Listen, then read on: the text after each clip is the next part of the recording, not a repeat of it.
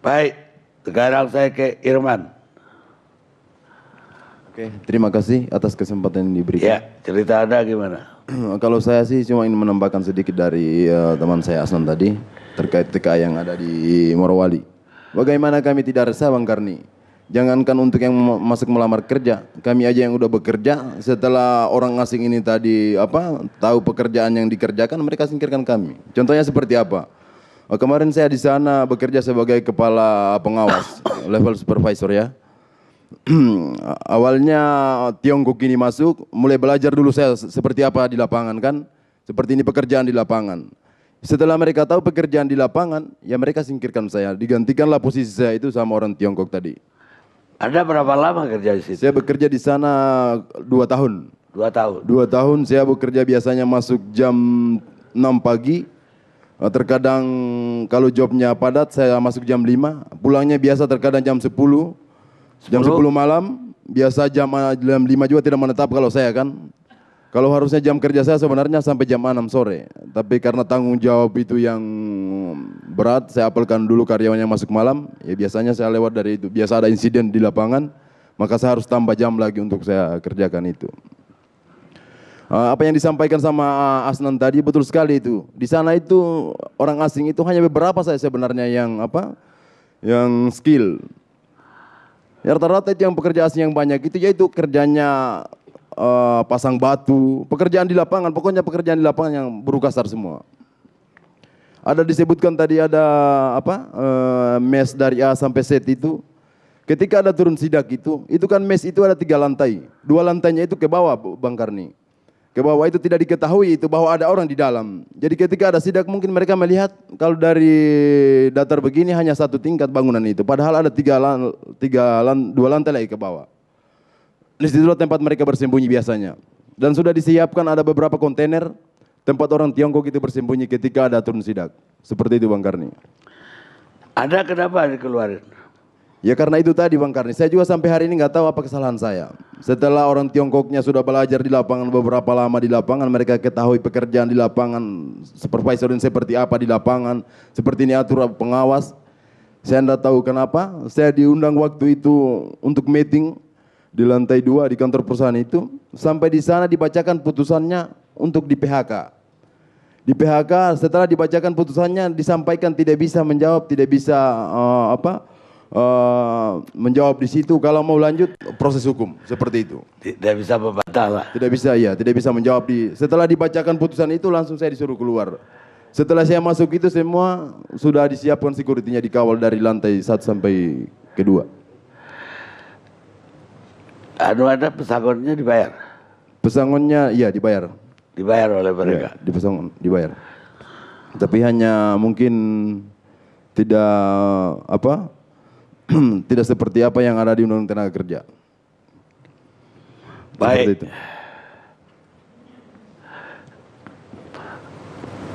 Ada lagi Anda mau tambahkan? Mungkin cukup dari saya. Baik pemirsa, kita rehat sejenak.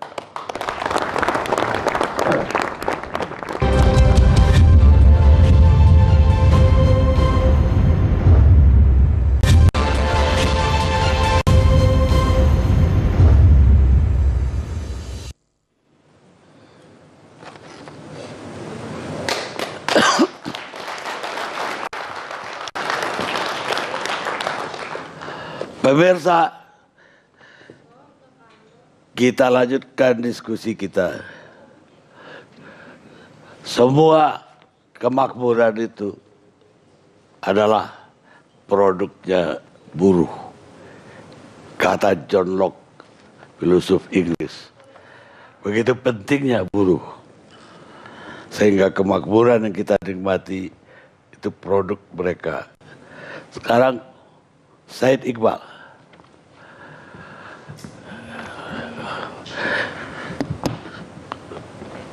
Banyak protes sekarang ini bahwa buruh asing banyak masuk ke kita. Tapi selalu yang dipertanyakan, yang nuduh gitu itu datanya apa? Dari mana? Bisa nggak Anda jelasin? Sebagai Presiden KSPI. KSPI Kepanjangannya apa? Konfederasi Serikat Pekerja Indonesia. Berapa anggotanya itu? 2,2 juta orang. 2,2 juta. Berapa? Bisa nggak ada jelasin yang saya pertanyakan tadi? Ya, baik. Terima kasih Bang Karni. Bismillahirrahmanirrahim. Yang pertama sebelum saya masuk ke data, ada kita datanya. Kebetulan saya bawa beberapa data terus mengalir karena kami mencatat ini KSPI dari 15 Januari 2017, tahun 2016 pun kami sudah mulai mempersoalkan tentang keberadaan TKA buruh kasar unskilled workers dari Cina. Jadi yang kita persoalkan dalam beberapa diskusi termasuk diskusi pada hari ini, buruh lokal versus TKA, Mayday, Mayday, Mayday. Saya setuju sekali dengan judul ini karena posisi untuk masa depan daripada buruh-buruh lokal tenaga kerja Indonesia itu akan terancam dengan keberadaan tenaga kerja asing dari Cina yang unskilled workers atau buruh kasar. Kalau menteri, data kami ada di sini, nanti saya akan coba bacakan sedikit. Kalau menteri mengatakan, atau pejabat negara lain mengatakan, tenaga kerja Indonesia jauh lebih banyak, jutaan di negara lain. Ngapain sih ribut-ribut di sini? Baru sekitar 85.000 TKA yang tercatat di Kemenaker, walaupun 126.000 sebenarnya yang aktif IMTA-nya 85.000 orang dan 34.000 diantaranya adalah dari Cina. Ya perlu dipahami kalau negara di mana tujuan TKI kita, negara itu memang membutuhkan, kebetulan saya adalah governing body ILO, pengurus pusat dari PBB, badan ILO. Kita memang punya satu konvensi yang disebut Migrant Workers, konvensi ILO itu, dan konvensi Domestic Workers atau PRT. Nah, negara-negara yang akan menggunakan Migrant Workers atau Domestic Workers, dia harus ikut konvensi ILO itu, meratifikasi, yang kemudian dia adopsi melalui undang-undangnya. Orang Turki kenapa banyak di Jerman? Karena orang Jerman tidak ingin mengerjakan pekerjaan-pekerjaan kasar yang dalam konstruksi. Maka dia butuh orang Turki untuk mengerjakan itu. Jauh tahun 70-an ke orang Turki udah banyak di Jerman. Maka kalau kita temui banyak perkampungan Turki. Orang-orang Eropa Timur masuk ke Eropa Barat pun demikian karena ada kebutuhan. Orang-orang Indonesia menjadi TKI ke Malaysia karena ada kebutuhan. Dan undang-undangnya membolehkan orang Nepal, Filipina, orang dari beberapa negara lain yang berkembang masuk ke negara lain, itu memang ada kebutuhan. Dan harusnya juga malulah pejabat negara ngomong kayak begitu. Udah tahu nggak mampu menyediakan lapangan pekerjaan untuk warga negaranya sendiri, kok membangga-banggakan ada orang Indonesia yang bekerja di luar negeri yang ada dipancung, ada dibunuh, diperkosa, diperlakukan secara nista, bahkan ada trafficking. Kok mau sih ada pejabat negara yang menjadi kebanggaan membanding-bandingkan seperti itu. Harusnya malu pejabat negara yang seperti itu. Nah, yang kedua Bang Karni tentang TKA ini, tentang data kenapa yang kita persoalkan unskilled workers. Dari tahun 1970 Undang-Undang PMA nomor 1 tahun 70 pun sudah mengatur tentang tenaga kerja asing. Dan tahun 2003 ditegaskan dalam Undang-Undang nomor 13 tahun 2003 pasal 42 sampai 47 jelas di situ dikatakan ada bab tentang TKA. Kebetulan kami ikut terlibat dalam proses tim kecil pembuatan itu. Karena memang perlu diatur. Nah, pengaturan dalam TKA bab 42 sampai 47 di Undang-Undang nomor 13 sudah jelas kok, ada pendampingan dan harus melaporkan. Jadi sudah lebih dari cukup. Bahkan turunnya waktu itu Permen termasuk Pepres yang sebelumnya Pepres nomor 72. Sudah jauh lebih cukup. Jadi persoalannya adalah penyimpangan atau law enforcement. Penegakan aturannya yang lemah. Pengawasannya yang lemah. Kita nggak butuh Pepres nomor 20. Yang kita butuhkan adalah penegakan aturan. Dulu Permen ada bahasa Indonesia, wajib berbahasa Indonesia bagi TKA dihapus, di Pepres dimasukkan lagi. Itu kan seperti bahasa basi. Persoalannya bukan di situ kok. Persoalannya adalah tentang catatan kami 157.000 unskilled workers, buruh kasar TKA dari Cina yang masuk ke Indonesia. Misal saya ambil contoh, nggak usah jauh-jauh lah. Yang terdekat aja di Pulau Gadung, PT Hongsin, Jalan Raya Bekasi KM 2122, Pulau Gadung, Jakarta Timur. Jenis produksinya ada Brillet Steel, besi beton. Jumlah TK-nya hampir 100 orang, bekerja di checker scrap, timbangan. Masa timbangan orang Cina, orang Indonesia nggak bisa nimbang apa Bang Karni? Ini kan persoalan gitu loh. Marketing, tukang administrasi kepegawaian. Bagaimana mungkin dia ngerti tentang orang Indonesia? HRD masa orang Cina? Kan gak masuk akal cerita itu. Begitu pula di Sinar Surya Mas Steel, Jalan Rawa Terate 2 dekat TV One bahkan. Kawasan Jiep, Pulau Gadung Jakarta Timur, baja dan besi. Ada maintenance produksi. Maxi Vero Steel dan beberapa perusahaan lain. Ada data kami.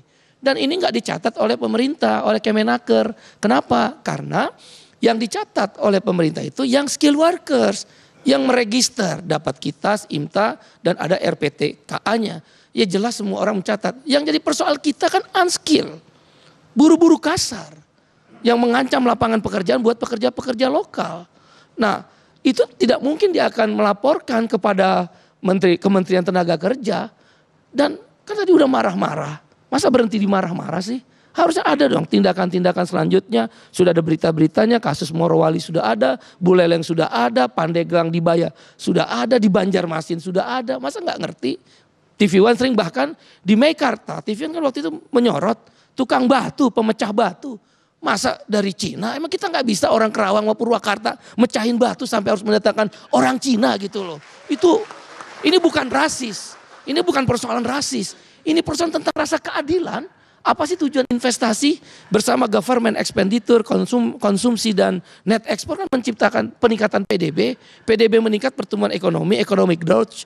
Semua ilmu ekonomi di seluruh dunia kalau kita belajar, mau di Harvard, di Sorbonne, di Yale, di BSI, di emputan tular. Hanya 2 tujuan pertumbuhan ekonomi, yaitu 1 menurunkan angka kemiskinan, yang kedua mengurangi angka pengangguran. Investasi Cina ini masuk ke Indonesia bersamaan dengan buruh kasar. Itu soal. Jadi jangan dibanding-bandingin. Kalau kita ke Thailand, ya mau orang Indonesia nggak mau buruh kasar kerja di sana kok. Kalau kita investasi di Thailand nggak mungkin bawa 1.500. Karena negara Indonesia tidak mengenal. Ini saya mengutip satu tulisan dari Hari Kresja dan Anthony Cho. Ini perlu juga dipahami oleh seorang menteri. Bukan seperti kalau kayak begitu mah cukup kepala seksi yang ngomong, bukan menteri. Nggak memahami apa karakter politik. Dia kan harus politiknya, sosial budaya, dia harus paham. Dia mengatakan, is Beijing adopting an ethno-nationalist foreign policy? Apakah Beijing Cina sedang mengadopsi ethno-nasionalis dalam menetapkan kebijakan luar negerinya? Dalam tulisan itu dikatakan jurnal itu ada tentang bagaimana diaspora. Ada 50 juta orang diaspora di mana-mana seluruh dunia. 32 juta diantaranya adalah di Asia Tenggara. Dan pemerintahan Beijing melindungi diaspora itu. Di Indonesia ada kok diaspora, jangan terlalu naif. Jangan terlalu pura-pura tidak mengerti. Atau jangan-jangan memang tidak mengerti atau titik lah begitulah. Kira-kira saya nggak bisa menjelaskan. Nanti kena head speech, diomelin lagi saya. Nah oleh karena itu Bang Karni, yang ingin saya sampaikan mewakili kawan-kawan buruh. Kami gelisah dan resah. Kok negara yang harusnya hadir? Setiap warga negara berhak mendapat pekerjaan dan penghidupan yang layak. Itu perintah konstitusi. Kenapa tiba-tiba pekerjaan kami tanda petik? Negara tidak hadir ketika katakanlah disangkal bahwa itu tidak pernah diketahui oleh negara. Tapi fakta di lapangan ditemui, kok negara gak hadir untuk memberikan pekerjaan? Pengangguran yang meningkat. Catatan kami Bang Karni.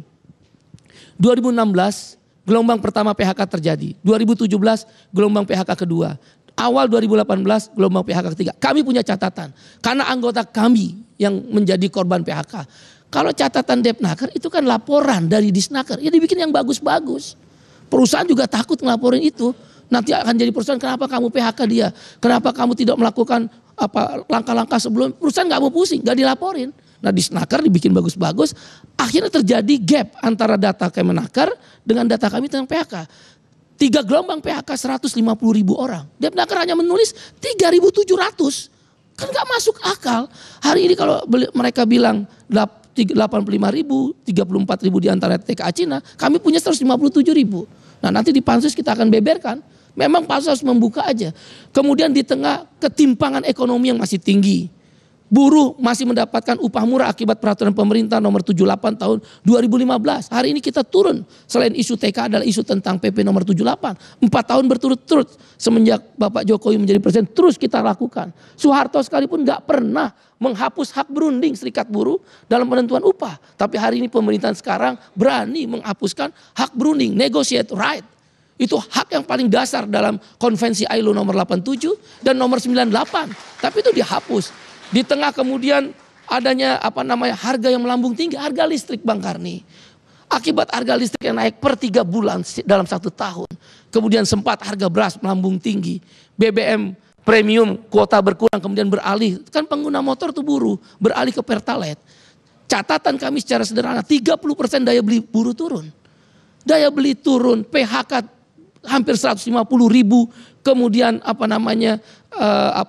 harga melambung tinggi. Kok TKA tiba-tiba datang unskilled workers? Di mana negara? Di mana konstitusi diletakkan dalam melindungi setiap warga negara itu berhak mendapat pekerjaan dan penghidupan yang layak. Bukan hanya berretorika orang Thailand. Ya nggak usah orang Thailand udah ngurusin kok. Kamu urusin aja orang Indonesia. Ngapain ngurusin orang Thailand gitu loh. Terus TKI kita banyak malu lah. Sekarang gini aja deh Bang Karni. Grab, Gojek itu bertarung mereka mencari rezeki. Kita berterima kasih ada Nadiem Makarim, ada Anthony Tan dari Malaysia. Karena terbuka lapangan pekerjaan baru. Itu pengangguran apa bukan? Bagi kita pengangguran. Kalau nggak ada panggilan nggak kerja kok. Sekarang penentuan bonus per kilometer ditentukan sepihak karena mitra. Mereka aksi besar-besaran diterima bahkan oleh presiden. Sebenarnya gampang, bikin aja Pepresnya. Giliran TKA kenapa gampang, giliran Grab sama Gojek kenapa susah bikin Pepresnya. Misal juga tentang persoalan TKI kita. Emangnya gampang kerja di luar negeri? Bikin, waduh sampai harus membohongi umur, membohongi tempat tinggal. Karena saking miskinnya mereka ingin bekerja. Di daerah tidak ada lapangan pekerjaan. Segala kebohongan mereka ciptakan. Itu pun masih dipersulit. Ada uangnya. Bikin aja Pepresnya. Kalau giliran TKA kenapa mudah, giliran TKI kenapa susah? Itu aja pertanyaan yang harus kita jawab. Nah oleh karena itu Bang Karni, jangan beretorika lah melalui kesempatan ini. Jangan beretorika, data sudah ada.